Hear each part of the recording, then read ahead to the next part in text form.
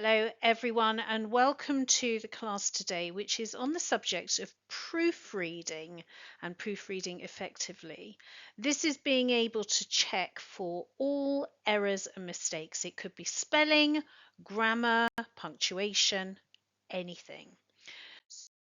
So what will you learn today? Today you will learn how to write professionally, how to avoid embarrassment because of small errors, how to avoid the common mistakes, and a grammar focus on punctuation and spelling. And we will begin with punctuation. Okay, so do you know the names of all of the punctuation? This is a full stop. In American English, they call it a period. Comma, exclamation mark, question mark, apostrophe, colon, semicolon, underscore, and a dash or a hyphen. Now we use a full stop at the end of every sentence. Now notice that's when it is called a full stop, but you know that this mark has other names as well. If it is in, for example, an email address or a website address, it's called a .com. If it's in a number, it is a point, 10.5, a decimal point. But we're talking about writing today, writing emails, for example, punctuation for that. Therefore, we focus on it being a full stop at the end of a sentence.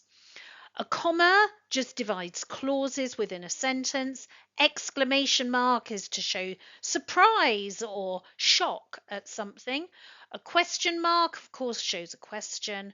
An apostrophe has two ways of being used, but think of it as contractions.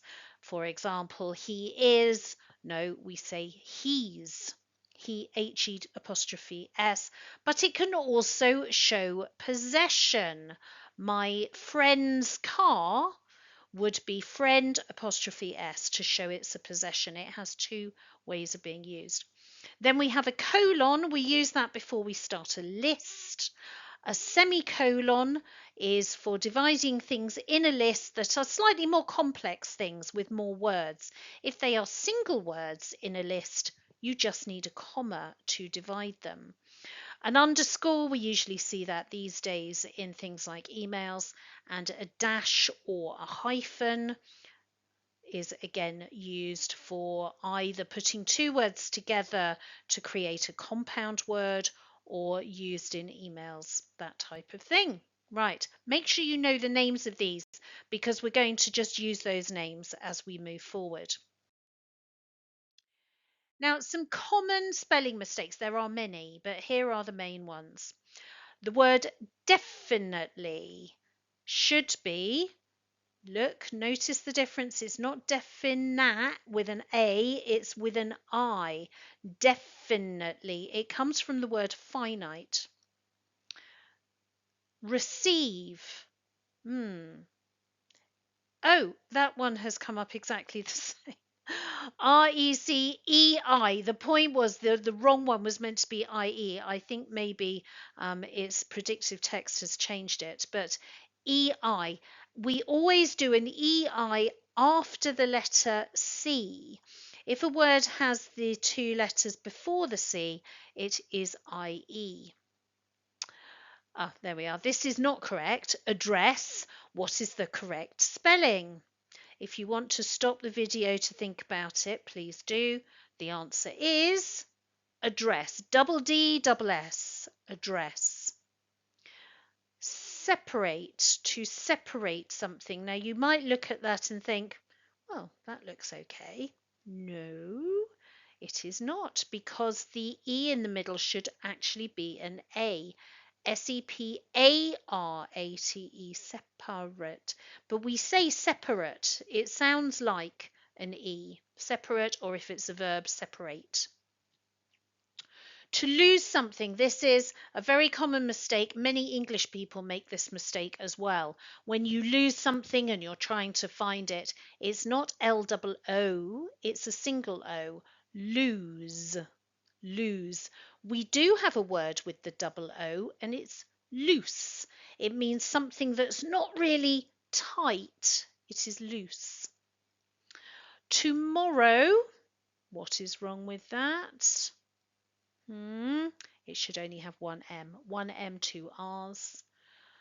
The verb to advise, if we advise someone, it is not with the C, it is with an S. The verb is advise with an S. And if you use it as an action, that's the one you should use. If you're using it as a noun, let me give you some, then it is advice with a C. But when it's the verb, it's with an S. Word commitment. Be careful, it only has one T. Common spelling mistakes. Now, yes, of course, you can use spell check. Of course, you can, and so you should. But you do need to know these as well. You shouldn't just rely on spell check. You need to use these. If you made a mistake and spell check highlights it, look at it and try to learn that. It will help increase your correct vocabulary. Now, something you must be aware of or beware of, that's a warning, are something called homophones. Now, these are words that sound the same but have different spellings. For example, your possession, oh, that's your project, or your, Y-O-U apostrophe R-E is the verb you are. But they are the same pronunciation, your, all right? There. They all have the same sound. There with EI is a possession. There with apostrophe RE is they are. It's the verb they are. THERE is just a preposition of location. Oh, it's over there. Over there you will find it. THERE. To. TO. It's a preposition of movement. I am going to France next year. TWO is a number. TOO means also, as well. I will go with you too. Let me go with you too, as well, or also. It's, they sound the same, but the first one is a possession. Its monitor isn't working, if you were talking about your computer maybe. Or it is the contraction, it apostrophe S, but the sound is the same. Break and break, B-R-E-A-K is a noun. I'd like to have a break. May we have a break now, please? You want to stop. But break, B-R-A-K-E, is when you imagine you are driving and you need to stop. You use the brake. You can use it as a verb. To brake means to stop the car. And the brake is the noun, the actual items that physically stop the car. So to have a break does mean to stop doing something that you're doing, but to break is the action of stopping. Bye. BY, let's do this by a certain time, or this was done by my friend. BUY is the verb to buy, to purchase, and BYE is bye, goodbye. Piece and piece. PIE is a piece of, a share of something.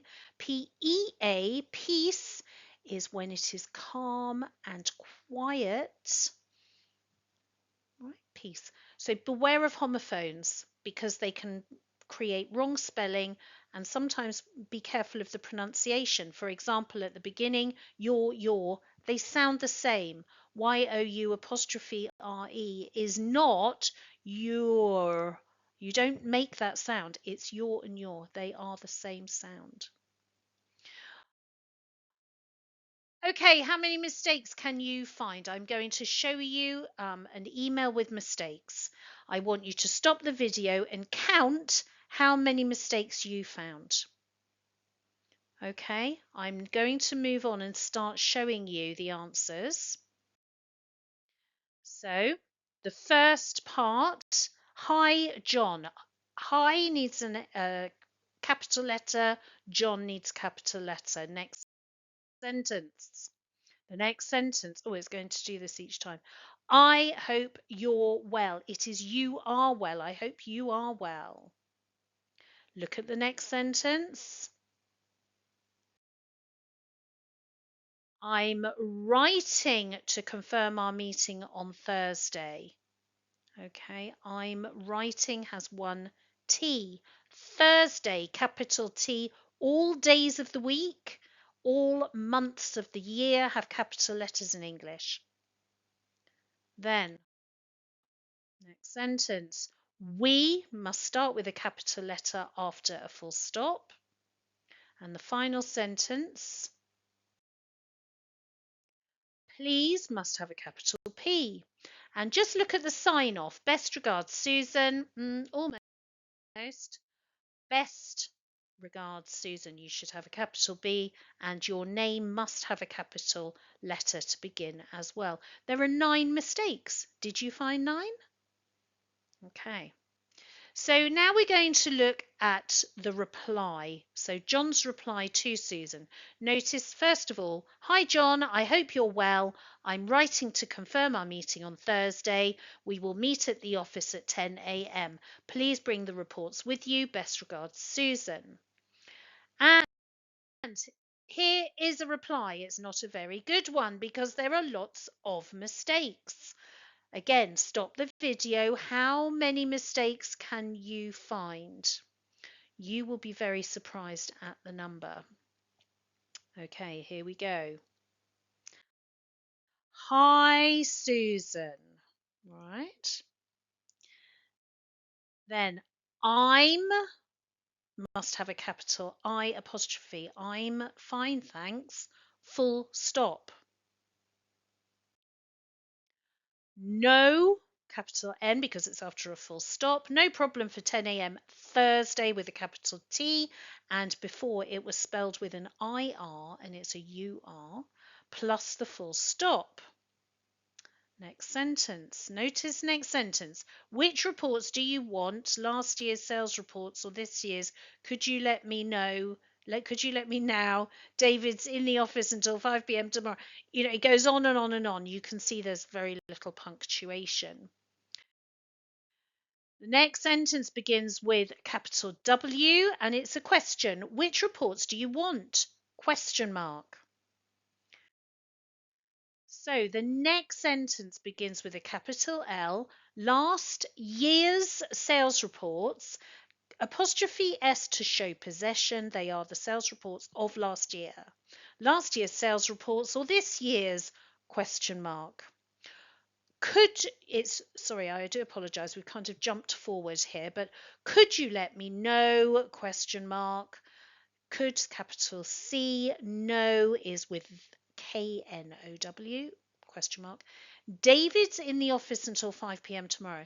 Now, David apostrophe S, this is not a possession, it's a contraction. David is in the office. Now, it looks the same as a possession sometimes, some possessions. So just be careful. We know from the context what it means. David's in the office. David is in the office until 5 p.m. tomorrow. Look at the spelling, 1 M, 2 R's, followed by a comma because it's a break. It's like a end of a clause in a sentence. So I can get I always capital when you say I, always a capital I. I can get any reports you need from him, not her. It's him. Regards, capital R, apostrophe John. There are 24 mistakes in this. So even in just a few lines, you can see so many errors. Do be careful. So, common mistakes to avoid are the spelling mistakes, of course, wrong punctuation, of course, missing capital letters, remember always a capital letter at the beginning of the sentence, and the days and the months. These are the ones so many people forget. And of course, you're looking for grammatical mistakes. So to be an effective proofreader, which means you check your work, you find the mistakes and you correct them, here are some tips. So read the text aloud. That helps you notice, oh, hang on, there should be a comma, or that's a question, or these are the punctuation marks I need. Print it out and review it on paper. If it's complicated, sometimes it's easier when you can just write notes on it. Use spell check and grammar tools, of course, but don't rely on them completely. Read slowly and focus on one mistake as a type of mistake at a time. You should read it first to look for punctuation. Read it again to look for spelling. Don't try and do it all in one go. It doesn't work. And last, ask a colleague to review it. If it's really important that you create a great impression and that everything is correct, ask someone else to look at it. They can often see mistakes that you cannot. So thank you very much for watching. There are hours of business English study materials available at www.bizwiseenglish.com. Please join the Professional English Club. Hours of material. There's also games and quizzes, live weekly classes, and all of that is for one membership fee of €15 a month. Cancel at any time. I do hope you'll be able to join us, and I hope you've learned something from this video, including English language. So well done. Thank you so much for watching.